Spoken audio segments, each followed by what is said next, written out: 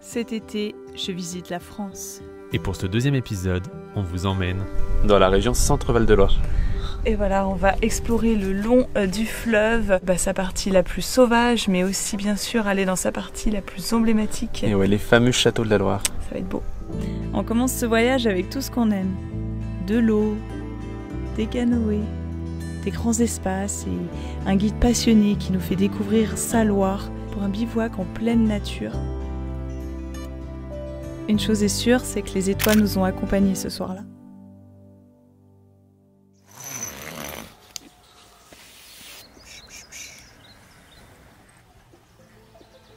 La Loire parmi tous les fleuves, c'est quand même...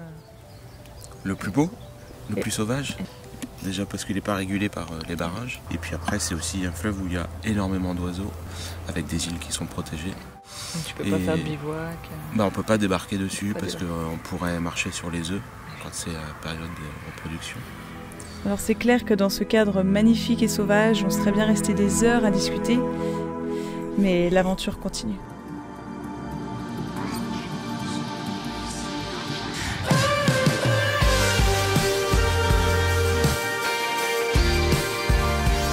C'est vrai qu'ici, il faut visiter en vélo. C'est quand même la première région avec le cyclotourisme.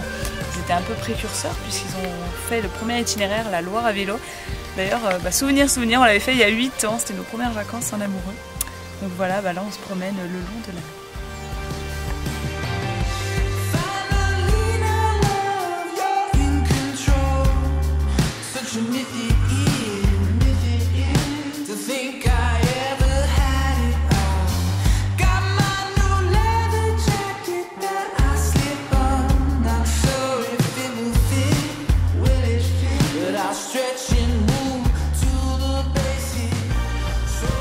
On va dormir dans ce beau bateau à fond plat.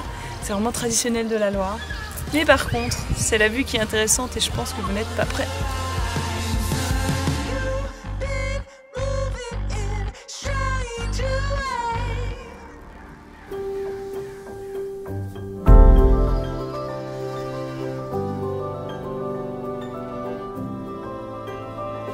Là, je crois qu'on est vraiment dans le rêve à la française. Et Chambord, ce n'est pas qu'un château, c'est aussi un domaine national abritant une forêt de plus de 5000 hectares, soit l'équivalent de la surface de Paris intramuros. On va vous faire découvrir une curiosité dans le château d'Amboise, c'est unique en France. Une tour cavalière datant de la Renaissance qui permet de monter à cheval au château depuis le bas de la ville.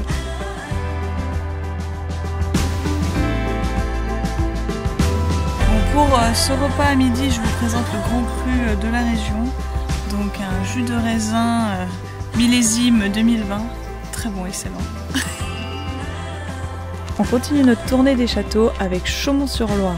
Et ici, plus que pour le château, on y vient pour ce festival international des jardins. Chaque année, un thème est traité par une trentaine d'artistes paysagistes venus du monde entier, une vraie référence dans le milieu.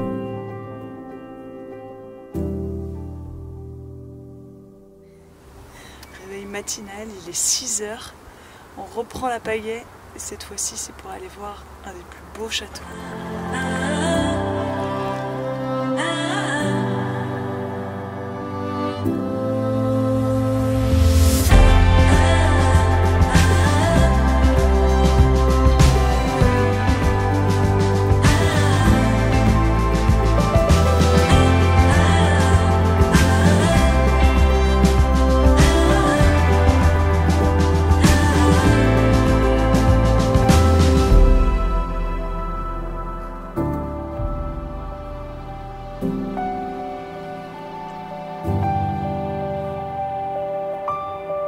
Pour terminer notre séjour, on se met au vert en pleine forêt pour un moment déconnecté en amoureux dans une adresse magnifique.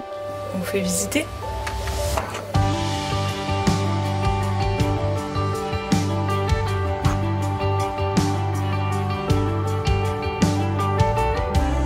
Le genre d'endroit où tu n'as plus jamais envie de repartir.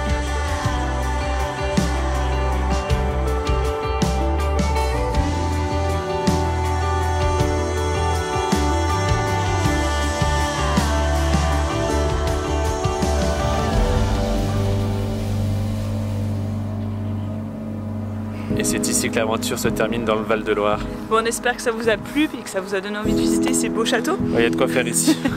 Bon, maintenant nous, il ne reste plus qu'à aller nous coucher. Parce que j'avoue qu'on est crevés de tous ces levées de soleil. Et vous n'oubliez pas de liker la vidéo et de vous abonner. Et puis nous, on vous dit à bientôt pour un prochain épisode.